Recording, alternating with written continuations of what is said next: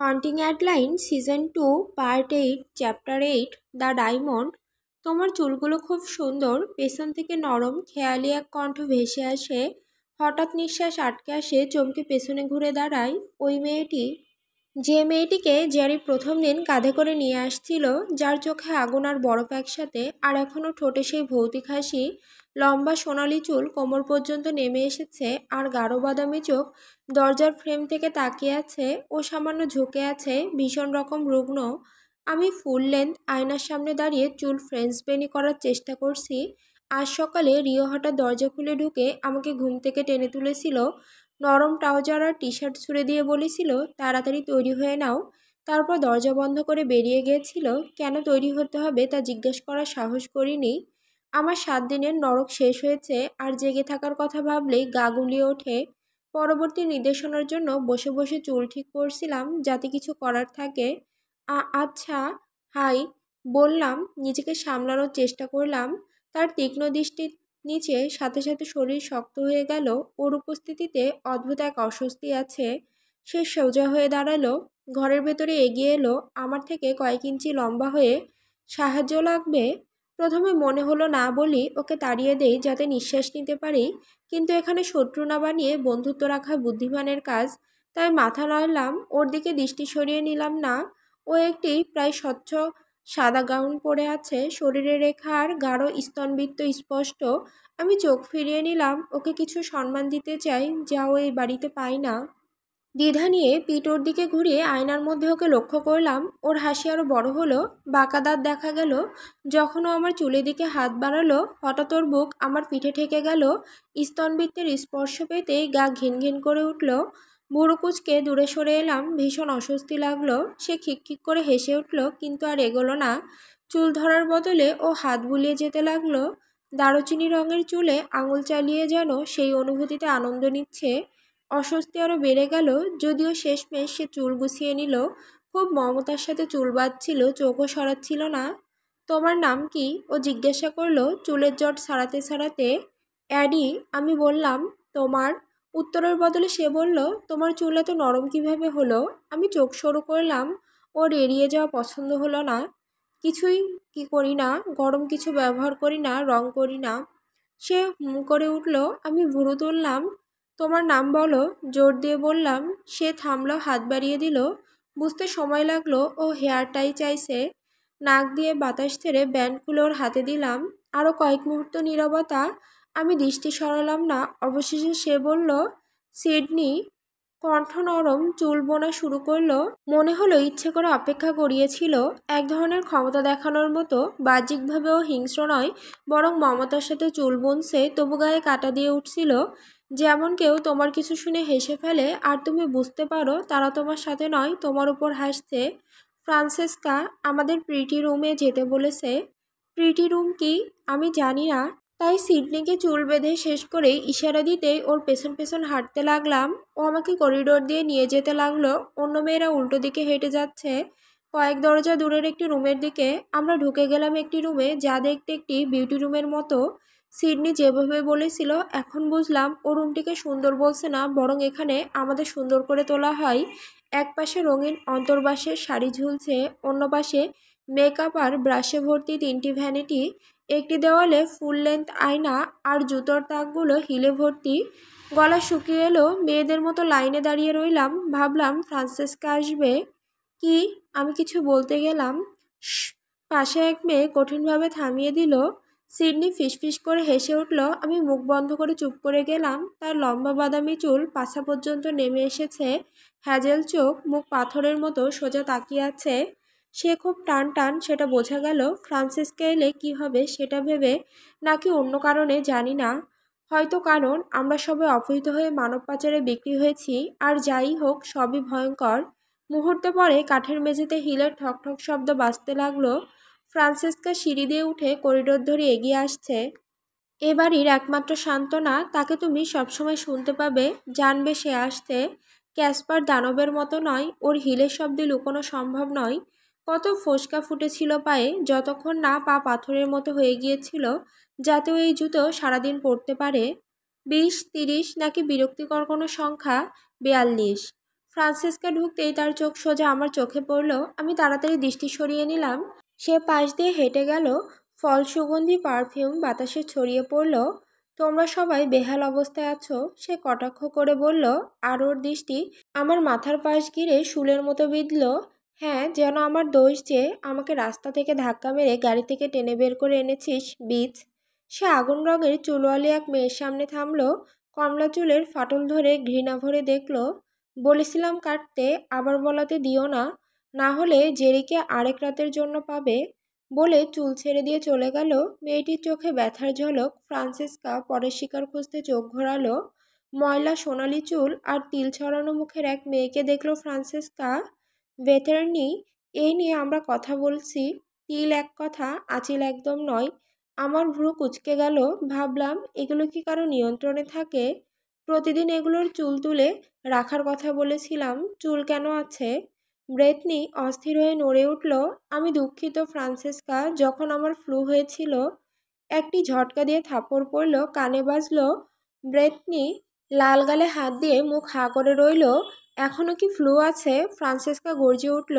ব্রেতনি ধীরে মাথা নাড়ল। না ম্যাডাম, গত রাতে জ্বর ছেড়েছে। আমার চোখ বড় হয়ে গেল, তবে মুখের ভাব লুকিয়ে রাখলাম। হয়তো এটাই প্রথম দিন ও কিছুটা সুস্থ বোধ করছে। রক্ষ, ফ্রান্সিসকা উচ্চস্বরে ডাকল।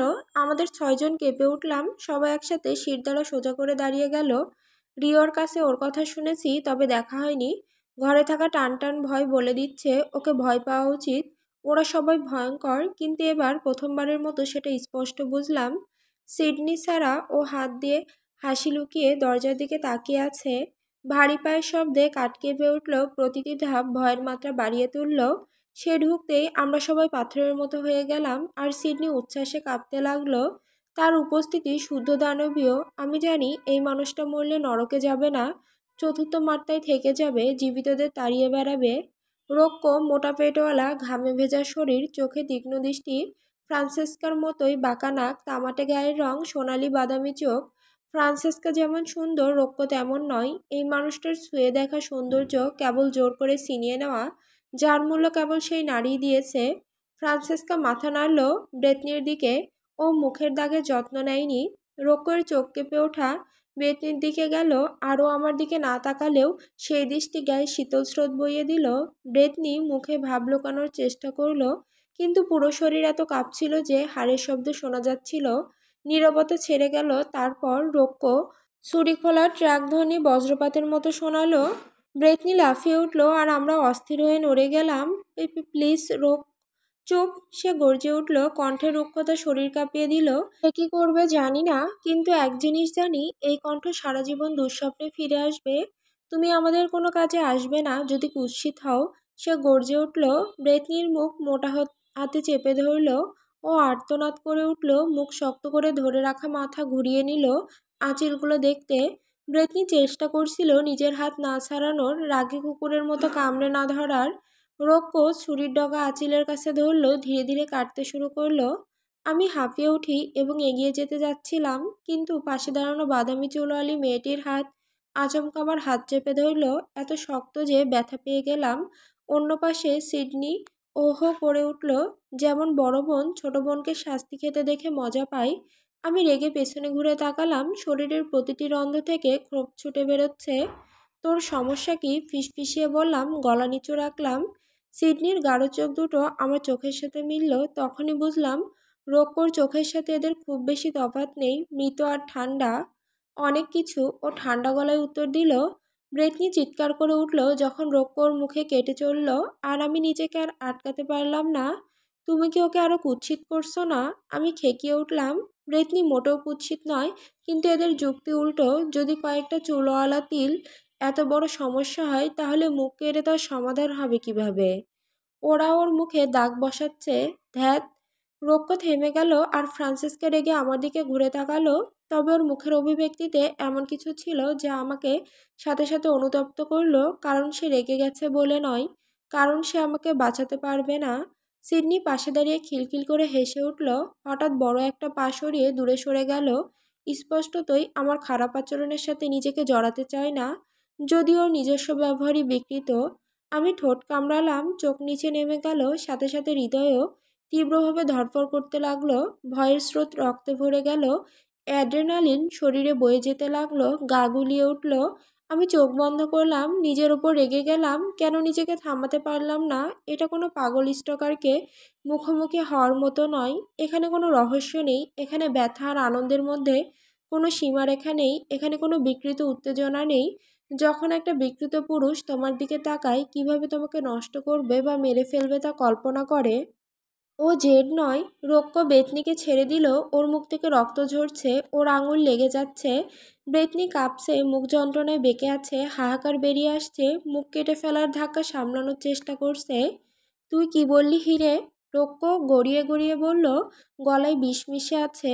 আমি ঠোঁট চেপে ধরলাম। ঘৃণা হলো যে রিকের রাখা নামটা ধরে ফেলেছে সবাই। মুহূর্তের মধ্যে হাজারো চিন্তা মনের মধ্যে ছুটে গেল। কিভাবে বাঁচাতে পারি? কি বললেই আসন্ন ঝড় থামানো যায়, যাতে আমার দুনিয়া একেবারে ভেঙে না পড়ে? কিন্তু শেষমেশ কিছুই মনে এলো না। পাশের বাদামি চুলওয়ালি মেয়েটির দিকে তাকালাম। ও এমনভাবে তাকিয়ে আছে যেন আমি একেবারে বোকার মতো কিছু করেছি। আসলে করেছি, কিন্তু দোষের কি? একটা মেয়ের মুখ থেকে তিলের জন্য রক্ত ঝরানো দেখে আমি চুপ করে দাঁড়িয়ে থাকতে পারি না। নিজের পিঠ বাঁচাতে শেখো, ছোট ইঁদুর। এখানে কেউ তোমার পিঠ বাঁচাবে না। মুখ শুকিয়ে গেল। ভয়ে জিভ যেন শুকিয়ে গুঁড়ো হয়ে যাবে মনে হলো। সব জলচাপা চোখে উঠে গেছে। তবুও চোখের জল পড়তে দিলাম না। ঠোঁট চেপে ভিজিয়ে নিলাম, যেন কথা বলতে পারি, যদিও কোনো লাভ হবে না। কিছু না, আমি দুঃখিত, ফিসফিসিয়ে বললাম। কণ্ঠ নরম রাখলাম। রাগ দেখালে ফল আরও খারাপ হবে সেটা জানি, কিন্তু কম্পন ধরে রাখতে পারলাম না। ভয় বেরিয়ে গেল গলায়। মূর্খ মেয়ে, ফ্রান্সিসকা ফিসফিস করে গর্জে উঠল। রক্ষ ধীরে ধীরে আমার দিকে এগিয়ে এলো। বারবার চুরি খোলার বন্ধ করলো। প্রতিটি ধাতব শব্দে আমার শিরদাঁড়ায় ভয়ের স্রোত ছুটে গেল। সে এসে আমার সামনে দাঁড়ালো, আর মদে ভেজা পেট আমার পেটে ঠেকলো। পচা গন্ধে নাক জ্বলে উঠল। ঈশ্বর, সে গন্ধাচ্ছে যেন সারা সপ্তাহের পুরনো পনির আর গায়ের গন্ধে মিশে গেছে। নিজেকে নিয়ন্ত্রণ করলাম যাতে গন্ধে বমি না করি। আমার দিকে তাকাও, সে ফিসফিস করে বলল। আমি তাকালাম। ওর ঠান্ডা মৃত চোখের সাথে চোখ মিলিয়ে নিলাম। কানে এক তীক্ষ্ণ বাঁশির শব্দ গুনগুন করতে লাগলো। সেটা ক্রমে বাড়তে বাড়তে আমার চারপাশের শব্দ ঢেকে দিল। এটা সতর্ক সংকেত। নিজের শরীর জানিয়ে দিচ্ছে সামনে বড় ক্ষতি আসতে। যেমন টর্নেডোর আগে সাইরেন বেজে ওঠে, জীবনে সব কিছু ছিঁড়ে ফেলতে আসার আগে। ওর মোটা হাত গলায় ধরে তুলল। আমাকে ওর উচ্চতায় টেনে নিল। পায়ের আঙুলে ভর করে ঝুলে রইলাম। স্বাভাবিকভাবে আমি ওর হাত আঁচড়াতে লাগলাম। নিজেকে বোঝালাম, যদি আমি এখানেই মরে যাই, জেড যখন আমার লাশ খুঁজে পাবে, তখন সে বুঝতে পারবে কারা দায়ী। আমার নখে লেগে থাকা চামড়া দেখে রক্ষ নড়ল না, যদিও আমার নখ ওর চামড়ায় ঢুকে গেছে। দৃষ্টি অন্ধকার হতে লাগলো। ফুসফুস থেকে অক্সিজেন বেরিয়ে যেতে লাগলো। চোখের সামনে তারার মতো ঝলকানি ফুটতে লাগলো। মারিস না ওকে, ও দামি। ফ্রান্সিসকা চিৎকার করলো, কিন্তু তার গলা দূর থেকে আসার মতো শোনালো। রক্ষ গর্জে উঠল। আমাকে দুলিয়ে মেঝেতে ছুঁড়ে ফেলে দিল যেন মস্কে যাওয়া কোনো কাগজ। ধাক্কায় ডান কবজিতে ব্যথা পেয়ে গেলাম। উঠতে যাওয়ার আগে ও আমার ওপর উঠে বসলো। দম আটকে যেতে লাগলো। বেঁচে থাকার প্রবৃত্তি কাজ করা শুরু করলো। আমি হাত পা ছুটতে লাগলাম। কোনোই দিয়ে ওর মাথায় মারার চেষ্টা করলাম, কিন্তু ব্যর্থ হলাম। ওর মতো 200 পাউন্ডের বেশি ওজনের একজনকে সরাতে পারলাম না। স্যার, আমাকে! আমি চিৎকার করলাম। কোমর দুলিয়ে ওকে নামিয়ে দিতে চেষ্টা করলাম। এতটাই মরিয়া হয়ে গিয়েছিলাম যে পাগল হয়ে যাচ্ছিলাম। দাঁত দিয়ে চামড়া কামড়ে ছিঁড়ে খেতে হলেও আমি বেরিয়ে আসতে চাই। রক্ষ! ফ্রান্সিসকা গর্জে উঠল। আমার আতঙ্কে ভরা মনে তার কণ্ঠ ঢুকে গেল। ওকে ঠিক হতে দাও। ওকে জায়গা চিনিয়ে দিতে হবে। এটা ব্যথার প্রয়োজন নেই। সে হাঁপাতে হাঁপাতে বলল। আমার শরীরটাকে আয়ত্তে আনার চেষ্টা করতে করতে কিন্তু ব্যর্থ হচ্ছে। তবে আমিও ব্যর্থ। সে জিততে চলেছে। ঠিক না হিরে? এটা সহজে শেষ হতে পারত যদি তোর মুখ বন্ধ রাখতে শিখতি। সে আমার মুখ মেঝেতে চেপে ধরল। ময়লা আর ধুলো মেখে ঢুকে গেল। সে আমার ট্রাউজার ছিঁড়তে লাগলো। কাপড় ছিঁড়ে যাওয়ার শব্দে শরীরে ভয়ের শীতল ঢেউ ছুঁড়ে গেল। না! আমি চিৎকার করলাম। যখন সে অন্তর্বাস ছিঁড়তে শুরু করলো, সে আমাকে উপেক্ষা করলো। প্যান্টের চেইন খুলতে লাগলো। আমার গাল বেয়ে অশ্রু গড়িয়ে নামলো যখন আমি ওর শরীরের স্পর্শ অনুভব করলাম। আমি আবারও নিজেকে মুচড়ে বের হতে চাইলাম, কিন্তু পেছনের দিকে মাথায় এক ঘুষি পড়তেই দুনিয়া ফেটে গেল। সারাক্ষণ ব্যথা আমার সঙ্গী ছিল, কিন্তু এখন মনে হচ্ছে আমি দৌড়াতে পারি, কিন্তু শরীর পারছে না। ওকে মারিস না! ফ্রান্সিসকা চিৎকার করলো, হয়তো রক্তপাতের দাগ নিয়ে চিন্তিত। কিন্তু কিভাবে, যখন আমি ইতিমধ্যেই পচে যাচ্ছি। এক ঝটকায় সে নিজেকে ঢুকিয়ে দিল, আর আমি চিৎকার করে উঠলাম। বিকট তীক্ষ্ণ চিৎকার মাথার মধ্যে বাজতে থাকা শব্দের সাথে মিলে গেল। চোখে পানি আসতে রক্ষ। তুই কন্ডম পরিসনি? ফ্রান্সিসকা চেঁচিয়ে উঠল। আমার মাথার ভিতর ফিসফিস করে প্রশ্ন উঠল, ও কিভাবে দাঁড়িয়ে থেকে এটা দেখতে পারছে?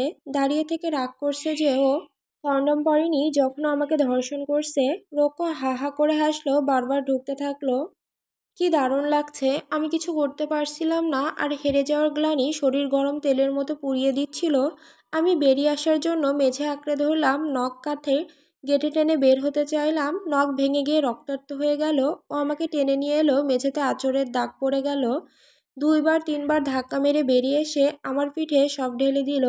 গরম কুৎসিত অনুভূতিতে গা গুলিয়ে উঠল। ও গর্জে উঠল, গালে থাপ্পড় মারল। রক্ষ ফ্রান্সিসকে হিল ঠুকলো, কাঁপন রক্তাক্ত হাতের মধ্যে দিয়ে ছড়িয়ে পড়ল।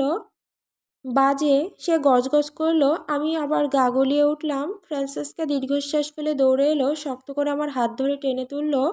ওঠ, সে থুতুর মতো বলল, আমাকে টেনে দাঁড় করালো। আমি এত রেগে গিয়েছিলাম, এত ভেঙে গিয়েছিলাম, দাঁড়াতেই কোমর ঘুরিয়ে ঘুষি মারলাম ওর নাকে। সে চিৎকার করে উঠল, আক্রমণ করতে যাচ্ছিল। ফ্রান্সিসকা মাঝখানে ঢুকে দাঁড়িয়ে গেল। থাম, যা করেছিস করেছিস। ফ্রান্সিসকা গর্জে উঠল, আমাকে টেনে বের করে নিয়ে গেল।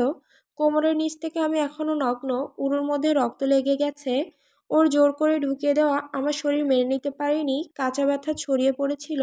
ও আমাকে রুমে ঠেলে ঢুকে দরজা বন্ধ করে দিল, আমার গালে থাপ্পড় মারল। আমি হোঁচট খেয়ে গেলাম। কেন করলি এটা, মূর্খ মেয়ে? ও গর্জে উঠল। আরেক থাপ্পড় পড়ল, কানে শব্দ বেজে উঠল। আমি গাল চেপে ধরলাম, ওর হাত থেকে বাঁচতে চেষ্টা করলাম, কিন্তু সে আমাকে দেয়ালে ঠেসে ধরল। তুমি আপেল নষ্ট করে দিচ্ছ, ফ্রান্সিসকা। ওর হাত আমার মুখের দুই পাশে ধরে নখ গালে গেঁথে দিল। মুখের কাছে মুখ এনেও গর্জে উঠল, তোর মুখ বন্ধ রাখবি, শুনলি? এ বাড়ির পুরুষরা তোর জীবন নরক বানিয়ে দেবে যতক্ষণ না তোর দাম শোধ হয়। আর কখনো ওদের গায়ে হাত তুলবি না। ও আমাকে ঝাঁকিয়ে বলল, বল, বুঝতে পেরেছিস? বুঝেছি। আমি ফুঁপিয়ে উঠলাম, চোখ দিয়ে টপ টপ করে পানি পড়তে লাগলো। ফ্রান্সিসকা রেগে গিয়ে আমাকে ছেড়ে দিল, পেছনে তাকিয়ে রুমে পায়চারি করতে লাগলো। আমি দেওয়াল বেয়ে নিচে বসে গেলাম, আর নিজেকে সামলাতে পারলাম না। কান্নায় পুরো শরীর কাঁপতে লাগলো। রক্তের দাগ দেয়াল বেয়ে নিচে নামলো। বুঝলাম পিঠের সেলাই ফেটে গেছে। চুলে আঙুল গুজে ধরলাম, নিজেকে শান্ত করতে চাইলাম। গভীর শ্বাস নাও অ্যাডি, গভীর শ্বাস। শুধু শ্বাস নাও, শ্বাস নাও ছোট ইঁদুর।